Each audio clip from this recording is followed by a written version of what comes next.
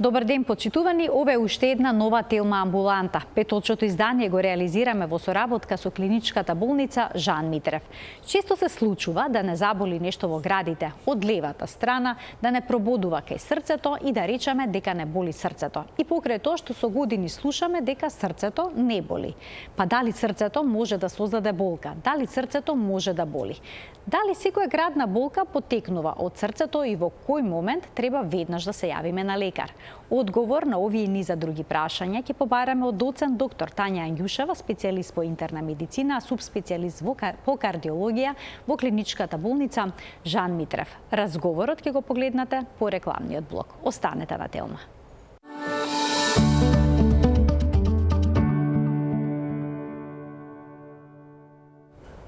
Дилемата дали срцето може да боли ќе ни ја разјасни денешната гостинка, доцент доктор Тања Ангјушева, специјалист по интерна медицина, субспецијалист по кардиологија во клиничката болница Жан Митрев. Докторке, добре ни дојдовте.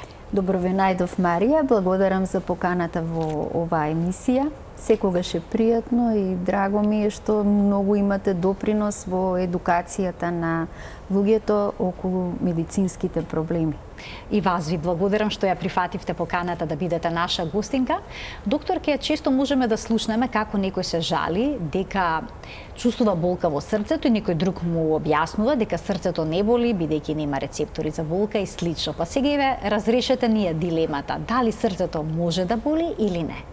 Да, срцето може да боли, настрана нели она скршено срце и емоции и слично. Ах, таа невозвратена љубов. Боли, посебно невозвратена љубов е најстрашната болка. Меѓутоа, медицински гледано, точно е дека срцето може да боли во поедини состојби. Тоа е знак дека срцевиот мускул не се храни доволно со крв. Како резултат на тоа се јавува недостаток на кислород, на гликоза, срцевиот мускул почнува да се снабдува со енергија на поинаков начин, се ослободуваат локално на ниво на срцевиот мускул кисели продукти кои што ги дразнат нервните завршетоци и во суштина се предизвикувачи на болката. Се разбира, оваа болка предизвикана на оваков начин е предзнак за настанување на ангина пекторис, почетен стадиум на коронарна болест. Сега ќе прашате, дали ангина пекторис е исто со коронарна болест? Би ви рекла не, затоа што може да е последица, тоа значи само градна болка, која што може да е последица од така наречен вазоспазам или стегање на крвните садови на срцето. Меѓутоа, може да е последица од напреднат стадиум на атеросклероза кај повозрастните луѓе, кога се формираат атеросклеротски плаки на ниво на крвните садови од срцето, го намалуваат луменот, протокот на крвта се успорува или се забрзува на местото од плаката, тромбите растат и полека почнува, посебно при физички оптовар, срцевиот мускул да страда и пациентот да ја чувствува онаа нелагодност во предел на градите, тоест кога ќе биде многу силно изразен недостатокот на крв во срцевиот мускул и да се јави градната болка. Кај помладите луѓе морам да потенцирам дека атеросклерозата е рано да се јави. Многу се ретки кои што имаат генетска предиспозиција од страна на родителите или своите предци наследена да рано се јави и се развија атеросклеротската болест.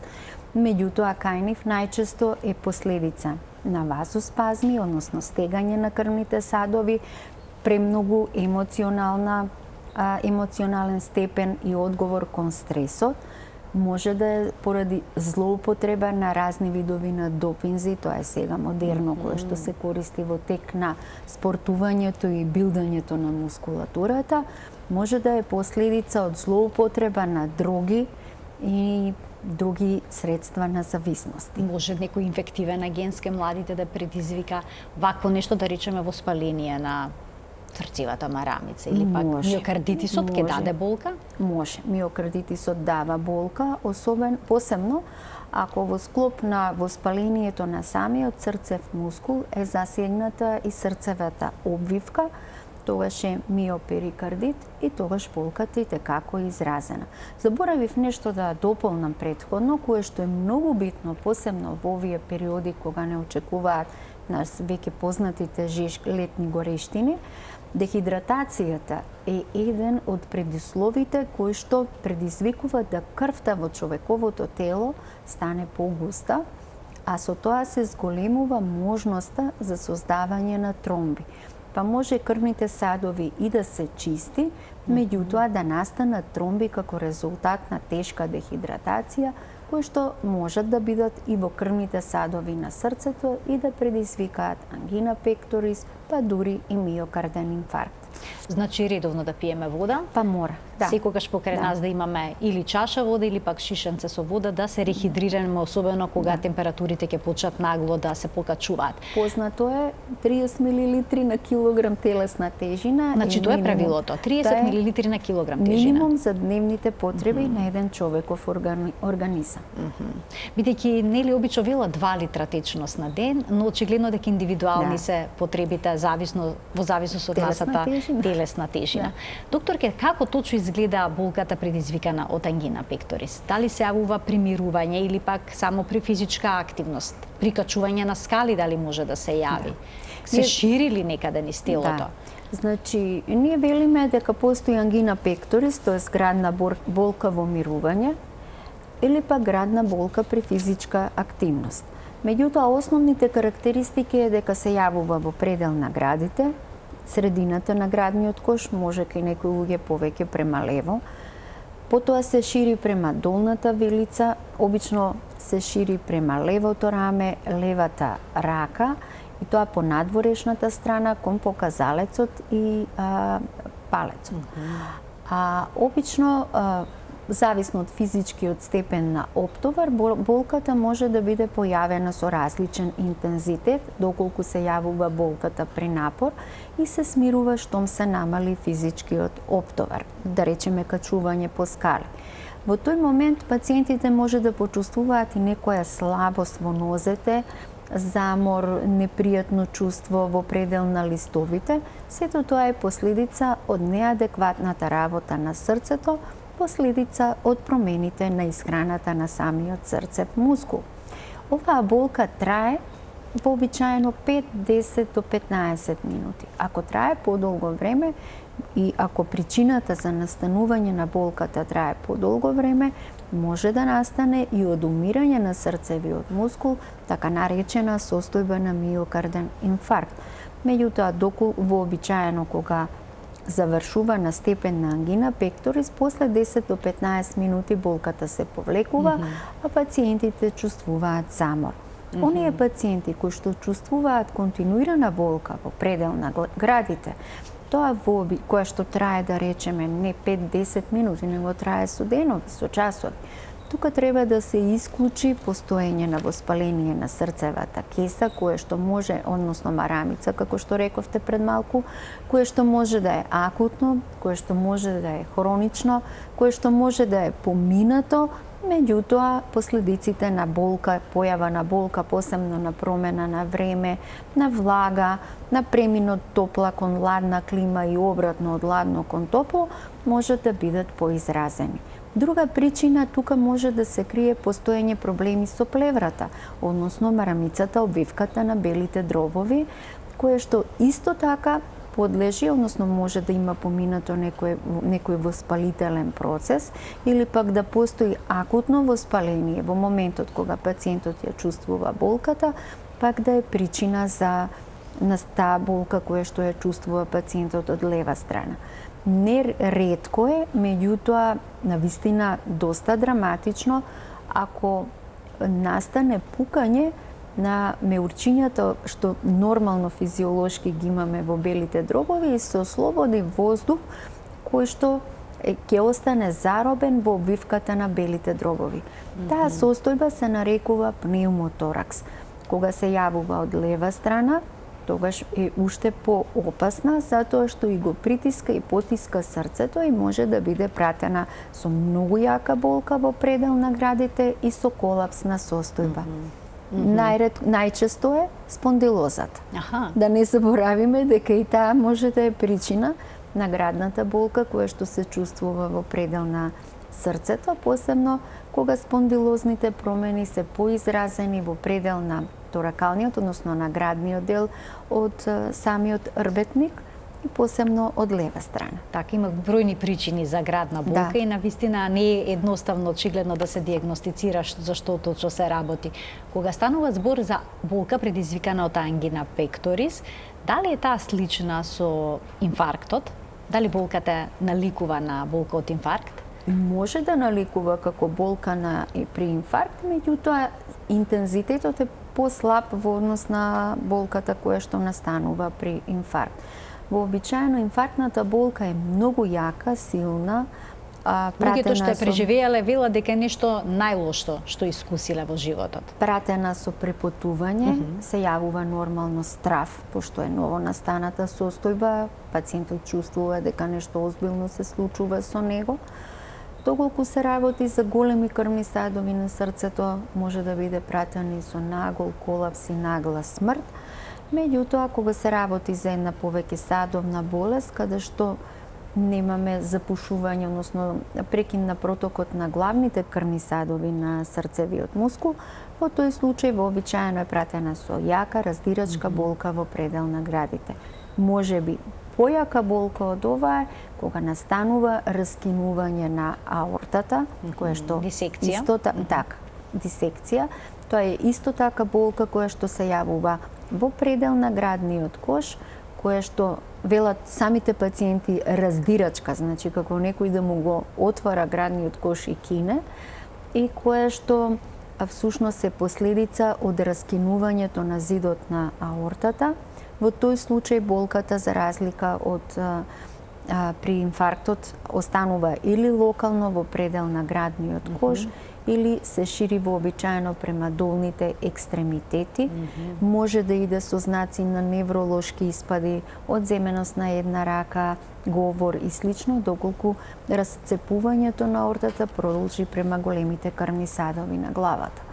Кога зборуваме за инфарктот, велат дека мажите и жените чувствуваат различен тип на симптоми, различен тип на болка. Зошто е тоа така? Жените се поиздржливи на болка, морам да кажам. Мажите се посензитивни. И поради тој подоцна се јавуваат на лекар. И затоа подоцна се јавуваат. Болката е болка, слична е измеѓу мажи и жени, само што на вистина, медицински гледано, жената е некако предиспонирана повеќе да ја толерира таа болка. Една состојба се разликува повеќе ки жените отколку и мажите, каде што жената ради физиологијата своја, ради хормоните, поради присуството на внатрешните ендогени стресни хормони кои што се нарекуваат катехоламини, е многу поосетлива на емоционалниот стрес, на психичкиот напор. И кај некои жени, точно при емоционален стрес, при ненадејни, непријатни чувства, може да се појават многу силно изразени стегања на крвните садови на срцето. Тие се последица од внатрешните ендогените катехоламини, кои што предизвикуваат дури и преодни, транзиторни исхемии на миокардот, кои што многу наликуваат и според диагностичките процедури како акутен инфаркт, а кои што после смирување на состојбата се повлекуваат. Таа состојба кај жените се нарекува принцметал градна ангина и не често во последно време, во овие стресни периоди каде што живееме, се јавува и се диагностицира, нели, каде што синдром на скршено срце, тоа е тоа? Ба да, синдром на скршено срце. Така, баш тоа е.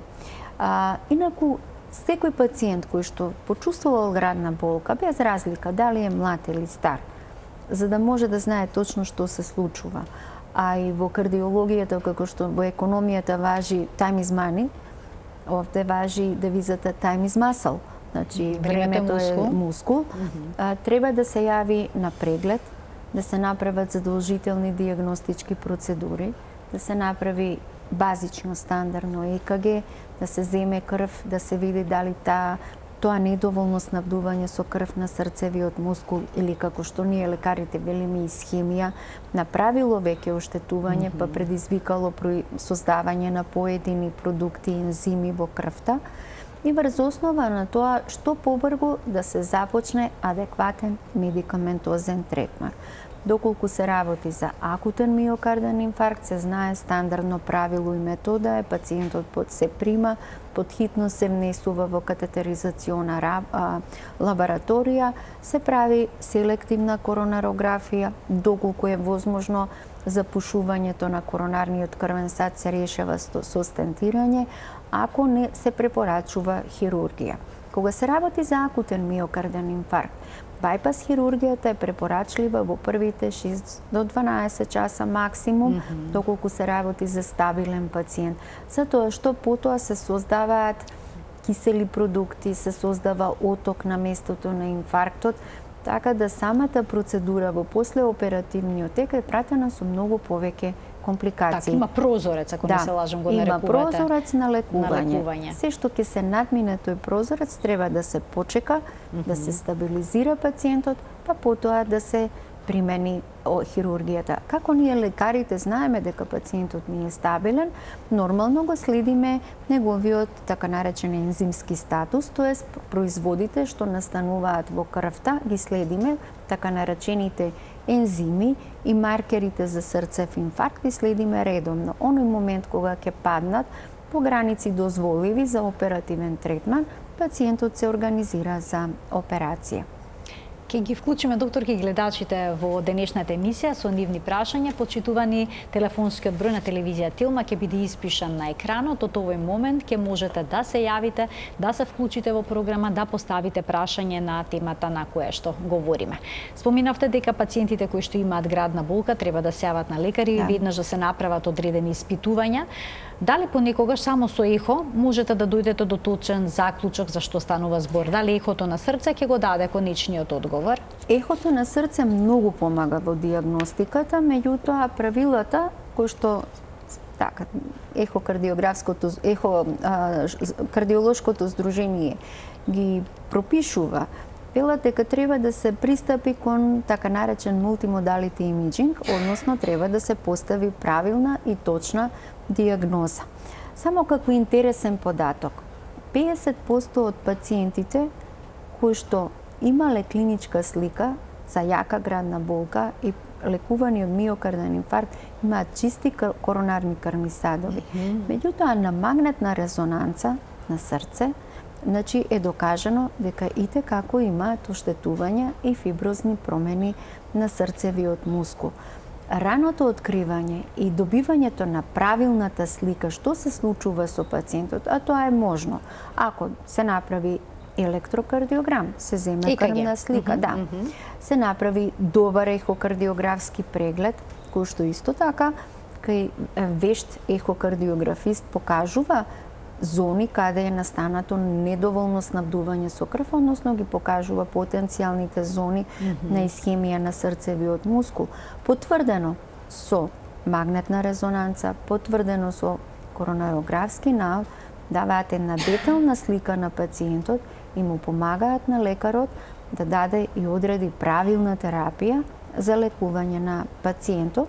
На таков начин се е овозможено да се намали можноста од настанување на срцева слабост и проширување на срцевиот мускул кај онаа популација од 50% пациенти кои што имаат преодни епизоди на исхемија, а немаат промени на крвните садови на срцето.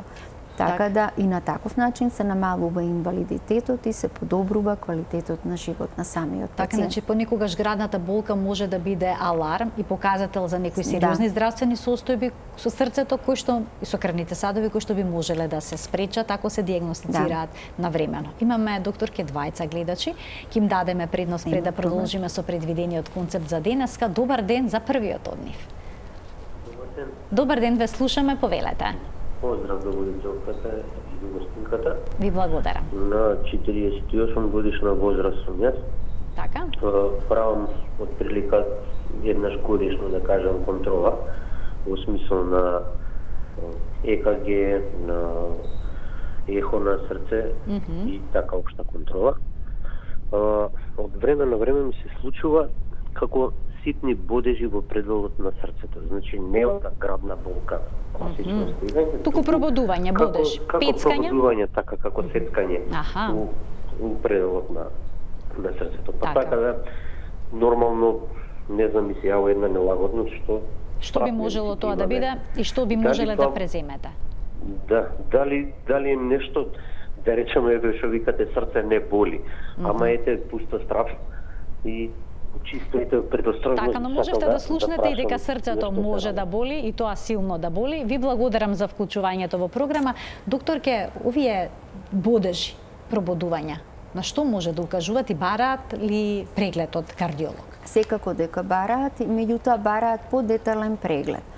Може да се последица од стрес, напнатост и да нема ништо во позадина. Меѓутоа, за да кажеме дека нема ништо, треба пациентот да износи 24-часовен ЕКГ, холтер мониторинг.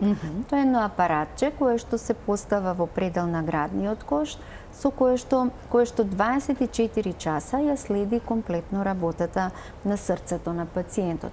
И ги фаќа, прави електрокардиографски запис. Ги фаќа сите ритам промени кои што се јавуваат. Најчесто тие бодежи може да бидат последица на некои екстрасистоли или предвремени срцеви контракции. Екстрасистола е знак за предвремена срцева контракција, пошто срцето на секој човек работи со еден одреден ритам, кој што се нарекува синус ритам, правилен ритам и нормална брзина на работа на срцето е од 60 до 80 во минута.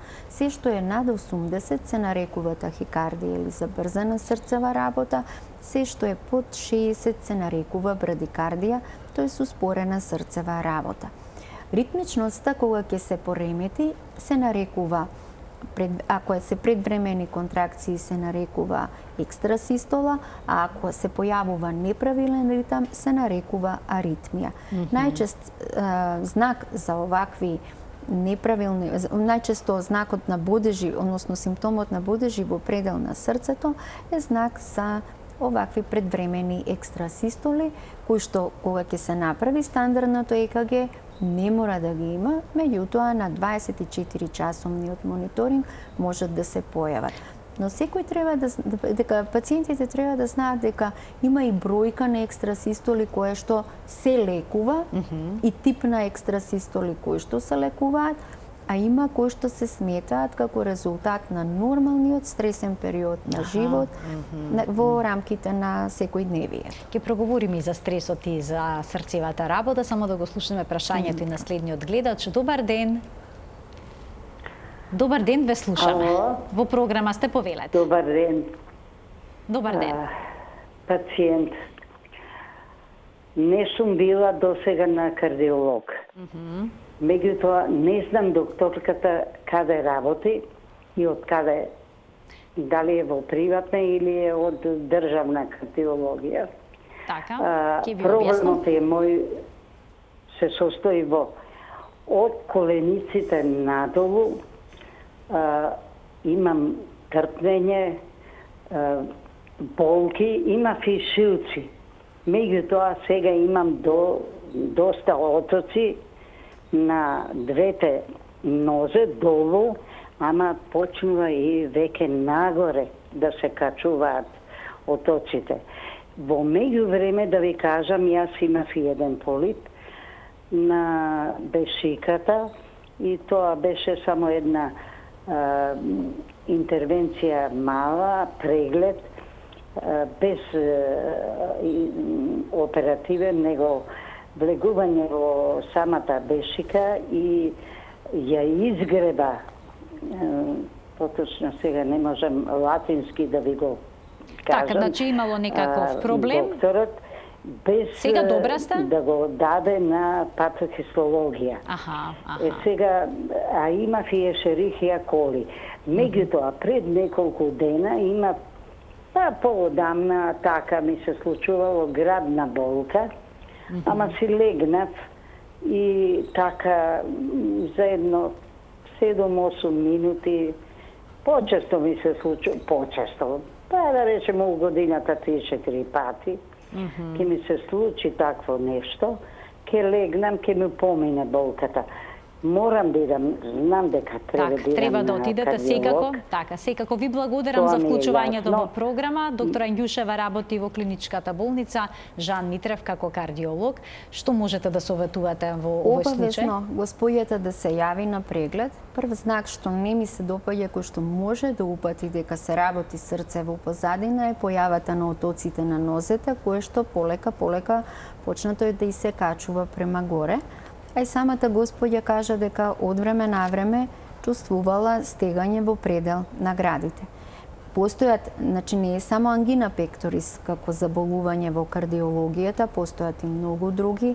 Едно од заболувањата се атеросклеротските кардиомиопатии, кои што исто така можат да бидат пратени со знаци на срцево попуштање. Врз основа само на податоци од анамнезата, така велиме ние, односно од она што пациентот го чувствува, не може да се каже детална диагноза, али едно добро ехо, добар електрокардиограм и добар преглед и требаат на господјата и да започне со адекватна терапија. Така. Уште еден гледач ке вклучиме, ќе му дадеме предност. Добар ден. Добар ден за следниот гледач, двајца гледачи добив знак. Добар ден. Добар ден. Повелете. Се јавувам од Кичево, пациент на 60 годишна возраст. Дали може болки во плештите да се срцеви некои заболувања и при одење да имаш напор и во стегање во вратот. Значи стегање во вратот, при одењето чувствувате напор и чувствувате болки во градниот кош. Ви интересира дали сето тоа? Не, од позади на плешките. Од позади на плешките, добро. Сте правеле некаков преглед досега или не? Да. И што ви беше кажано? За притисок пијам лекарства. Салет 16 и тоа. Така, добро. Ви благодарам за вклучувањето во програма. Повелете. Госпојата може да има недобро воспоставена регулација на крвниот притисок и при напор да се покачува крвниот притисок. Една од причините за болка во предел на градите, притисок, нејасен притисок и ширење према вратот може да е и хипертензијата, односно високиот крвен притисок. Значи, една од причините може да е недобро регулиран притисок, втора причина која што може да биде, може да поминала некое воспаление на срцевата кеса, па на промена на време да дава како резултат и да реагира со болка, но може да има и промени на самиот срцев мускул во смисол на ангина и слично. Значи, она треба да направи коронарен стрес тест, да се проследи, да се види што во суштина се крие позади овие тегоби. Дали ќе треба терапијата да и се подобри адаптира за регулирање на крвниот притисок или можда ќе треба да продолжи со дополнителни испитувања. Пред да преминеме на прашањето на следниот гледач, само накратко, пациентите обично се плашат да го прават тој коронарен стрес тест, да не им се слуши, да не им се забрза многу работата на срцето. Има ситуации кога може навистина да создаде ваков проблем? Стрес тестот е неинвазивно и инвазивна метода. Сега ќе речете како. Да, значи може да се случи, може да има еден пациент и сосема уреден електрокардиограм, сосема уредно ЕКГ, меѓутоа да постојат значајни промени на крвните садови на срцето. И во моментот на стрес траката кога ќе се стави, може да резултира со настанување на значајни исхемични промени, па имало случаи до колапси, навистина да им се слоши на пациентите. Затоа технологијата има направено нова медицинска диагностичка процедура во рамките на компјутерското снимање. Постои така наречено компјутерско снимање на срце од типот на калциум скоринг тест. Тоа е една неинвазивна метода комплетно. Се влегува во компјутер, пациентот се внесува, не се дава контраст, не се боцка. Самиот компјутер има еден програм внатре вграден, преку кој што се пресметува концентрацијата на креч на ниво на коронарните крвни жили и врз основа на една математичка пресметка која што се нарекува Агатон скор, може да се добие ризикот од коронарна болест. Над 400 е висок скор, висока вредност и вообичаено пациентите би требало да подлежат на селективна коронарографија за да се уточни дијагнозата понатаму. Заедно со одредувањето на ниво на масноти во крвта, следењето на хипертензијата, анамнезата на пациентите, овој тест би представувал една основна метода во пресметка на ризикот на секој пациент од настанување на коронарна болест. Навистина беше убаво да го слушнеме ова како новитет во начинот на дијагностика, да ги слушнеме прашањата и на следните гледачи, па докторке, навистина голем интерес од гледачите. Мислам дека нема да имаме време да ги разјасниме сите дилеми кои што јас денеска ги имав зацртано во денешната Телма амбуланта, но секогаш гледачите добиваат предност. Добар ден. Добар ден за следниот гледач. Добар ден. Повелете. Ве слушаме одлично, во програма сте. Добар ден. Добар ден. Ве слушаме одлично, само намалете го тонот на телевизорот, најдобро сосема да го исклучите и да го следите разговорот преку слушалката, доколку сакате да го поставите прашањето во денешната Телма амбуланта. Јас се јавувам од Кавадарци. Така. Ве слушнавме дека се јавувате од Кавадарци, само кажете го вашето прашање, кој е вашиот проблем? Јас сум пациент со срцево заболување. Само ве молам, не правете паузи. Јас прво ве поздравувам вас и докторката и сакам да прашам. 5-6 години сум болна од срце. Пијам мепинто од 95 и го пренеса 2 пати во дента од 4,25. Многу се потам, превише се потам, плюс тоа на горнина по скалите не можам да се качувам,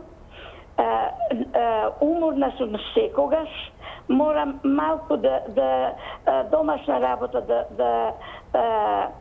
да зафанам, морам да се одморам, па после пак да почнам работата и сакам да прашам докторката од што може толку да се потам и толку замор да имам. Знам дека срцето ми е болно, се лечам у Скопје на државната болница кај доктор Така, која ви е дијагнозата? Каква болест на срцето имате? Ми препорача да ми направи коронографија, ама јас се плашам и не го направив тоа. Така, добро, ви благодарам за вклучувањето во програма. Повелете. Јас на господјата само и би дала препорака, нема потреба да се плаши. Треба да ги следи препораките од колегата што и ги дал, затоа што сите овие нејзини симптоми кои што ги кажа пред малку, во суштина упатуваат на ангина пекторис и дека се случува нешто со нејзините коронарни крвни садови. Колку побрзо ќе ја прифати препораката од колегата, толку посигурна треба да биде за своето здравје, затоа што ќе се открие правата причина за нејзината мака што ја има. Значи, коронарографијата е решение во случајот кај гледачката кој што ни се јави за да го добие одговорот кој е нејзиниот проблем, односно која е нејзината дијагноза. Следниот гледач ќе го вклучиме. Добар ден. Добар ден. Повелете. Јас пред една година добив болка точно вака кај градата, кај срцето. И отидов на кардиолог, ми даде терапија, ми рекоа дека сум имала прескоци, систоли, како ги викате. Тахикардија, аритмија? Екстрасистоли. Ми рече, систоли имаш и ми даде терапија да пијам. Добро. Дали и сега ми рече да продолжам, дали е и уште осеќам вака болка понекогаш, дали е то нешто... Така, ја пиете редовно терапијата? Пијам редовно, така, пиете редовно терапија. Имате од тогаш повторно болки? Па понекогаш ми се јавуваат болка. А понекогаш ви се јавуваат. Добро, ви благодарам за вклучувањето во програма. Повелете. Господјата мора да направи ехокардиографски преглед за да се види евентуално да не има промени во пумпната снага, во јачината на работа, во контракциите на срцевиот мускул, евентуално да не има воспаление прележено на срцевата кеса. Значи, за нејзина дијагноза мора да се обрати повторно на кардиолог, да направи детален преглед за да може да се види што е причината за болките што ги чувствува.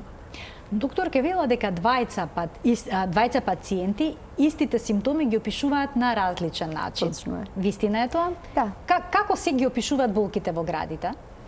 Па стегање, печење, жежење, нелагодно чувство, тапа болка, како некој да притиска во предел на градниот кош, јаки бодежи како со нож. Значи, тоа е најчестата терминологија која што ја даваат пациентите. Оние кои што се со поозбилни, понапретен стадиум на болеста, обично ги поврзуваат со проширување на болката, кажуваат во која регија им се шири, потоа може да кажат дека имаат препотување, замор, малаксаност, губиток на здив, неможност да се качуваат по скали, како што чувте пред малку господјата, како што кажа. Сето тоа се знаци, односно тегоби кои што упатуваат на коронарна болест. И не смеат да се игнорираат, веднаш треба да се реагира. Секој игнорирање иде против сопственото здравје. А се случува, докторке, некогаш пациентите да ги чувствуваат сите овие симптоми, да отидат на лекар, да им се направат прегледи и да им речат проблемот ви е психосоматски. Може. Што тоа значи? Да. Некогаш некои ситуации кај поедини луѓе можат да направат внатрешна рефлексија на некое незадоволство од психички статус, стрес што го доживуваат, значи внатрешна соматска рефлексија. Што значи тоа? Ова многу медицински кажано. Тоа значи да најдат решение преку појавување на поедина болка. И во тој случај ги стега срце, имаат болки, меѓутоа, кај нив, значи, има болка, да, и ја чувствува пациентот. Реална е. Реална е. Меѓутоа, ЕКГ-то е во ред, ехокардиографскиот наод е во ред, лабораториските параметри се во ред. Доколку овој пациент направи стрес тест, му е уреден наодот, може да направи калциум скоринг и тој е уреден наод. Значи, во тие случаи, кога лекарот ги исклучи сите дополнителни моменти, може да каже дека тоа е последица од психосоматска реакција. Тоа е паничен напад? Да, некои луѓе реагираат на стресот со панична атака. И тој паничен напад, нормално, колегите од областа на психијатријата, не е срамота да се побара помош од нив, значи многу им помагаат, постојат една палета добри медикаменти, некогаш и со разговор е доволно, ги ослободуваат пациентите од овие тегоби и им помагаат да се вратат во нормален живот. Во секој случај, било која тегоба и секогаш пациентот кога ќе дојде кај лекарот, че доаѓа затоа што има мака, не затоа што има потреба да го види лекарот. И психичка основа да е на тегобата, лекарот е должен да му помогне и да му го најде адекватниот лек. И сосема на крај, бидејќи имаме само уште 3 минути до крајот на денешната емисија, ќе ве прашам за здравието на кардиоваскуларниот систем. Често можеме да слушнеме дека физичката активност е клучна, но еве сега во овие топли денови кога има излети, можеме да забележиме луѓе како одат во природа, но при тоа си седат покрај скара, ќе седнат и ќе јадат, ќе седнат во ресторан покрај езеро и слично. Всушност јадат на чист воздух. Каква физичка активност се препорачува за да бидат здрави? Тоа значи физичка активност на мастикаторните мускули, односно на мускулите на лицето, на вилицето. Барем нешто вежбаат. Да, нешто вежбаат. Стара изрека е од античко време, во здраво тело, здрав дух. Значи, што значи тоа? Здрава храна број 1. Здрава храна не е грев ни скара да се касне, меѓутоа количината и фреквенцијата на внесувањето на тој вид на храна, тоа е грев. Ако е секојдневно прекумерно, не е во ред. Значи, здрава храна се препорачува многу витамини, внесени преку овоштие, зеленчук, салати, доволно течности да се внесуваат, месото да биде во ограничени количини припремено врз основа на варено, денстано, не пржено, да се избегнуваат оние масни, тешки, зачинети храни. Меѓутоа, храната и најнормална и најздрава да е, ако е прекумерна количината, повторно е штетна. Значи мора да се направи баланс измеѓу потребите и потрошувачката што една индивидуа ја има во тек на своите дневни активности и вносот на калориите. Тоа е едната основа. Втора основа, здраво тело, здрав дух. Значи, за да биде здраво телото, покрај здрава храна му треба физичка активност. Секоја особа, почнувајќи од најмали нозе, треба да стекне навика дека треба да има редовна физичка активност. Ако нема време за некои вежби кои што би ги правела секојдневно и пропешачување во природа е сосема доволно на одреден број на одредена дистанца. Тоа е многу битно да се запамти и посебно треба во фамилиите да се вроди љубов кај децата кон физичката активност. Не онаа физичка активност кај што се претерува во... Јас не сум против теретаните, не сум против бодибилдингот. И таа е во ред. Но се што е претерано... Но се што е претерано, има пак една друга девиза која што е германска: спорт и смрт. Значи, спортот може да биде и смрт. Значи, се што е претерано може да биде штетно по здравјето. И последното кое што е битно, психичката релаксација, здравиот сон. Исто така, многу стара девиза е 8 часа работи, 8 часа чета и има и дневни активности и 8 часа спи. Правилното, здравото спиење помага да нервните рецептори се ослободат, да настане бришење на сите оние токсични материи што се насобрани на ниво на нашиот мозок, кои што доколку останат присутни, понатаму се предизвикуваат фрустрации, непријатни чувства, па можат да доведат баш и до паника. Така, некогаш секојдневниот стрес и допингувањето што го имаме во секојдневието со стресот, во голема мера ни штети на нашето здравје, посебно што пред се стресот ги активира ендогените катехоламини, ендогените хормони кои што помагаат во секојдневието да одговориме на тој стрес. Меѓутоа и нивното прекумерно лачење предизвикува штетност на организмот. Слушнавме стегање на крвните садови кај жените, потенцирање на процесот на атеросклерозата и слично. Затоа една умереност и баланс во животот со умешност да се обават сите секојдневни активности. Значи, тајната е во умереноста, тоа да го запаметиме. Доктор, ке ви благодарам многу за ова ваше денешно гостување во Телма амбуланта, за убавите и јасни појаснувања на оваа тема и разрешувањето на дилемата дали срцето боли. Ви благодарам и вам, навистина беше уживање во оваа емисија. Почитувани, ова беше се во денешната Телма амбуланта. Доцент доктор Тања Ангјушава, специјалист интернист субспецијалист кардиолог во клиничката болница Жан Митрев, гостуваше во студиото на Телма. Ви благодарам уште една за вниманието со кое што не следевте. Ви посакувам да имате пријатен ден.